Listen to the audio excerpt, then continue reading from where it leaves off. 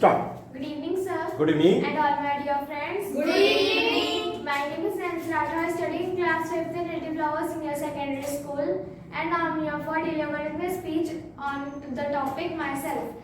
So my name is Nancy Rathore. I study in class 5th in Native Flower Senior Secondary School. My hobbies are dancing and crafting. So why I like dancing? Dancing is a part of my life. When I was small, in first class,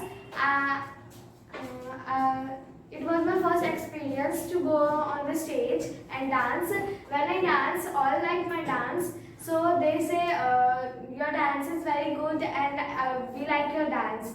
So I decided from that time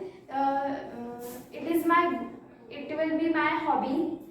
It will be part of my hobby. And why I like crafting?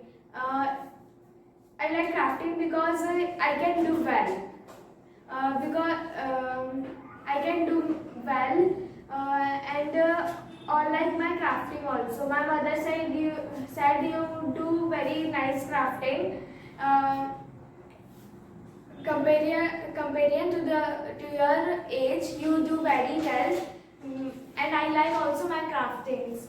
So all my family members support me for crafting. That's why I like crafting. And now I will tell about my ambition.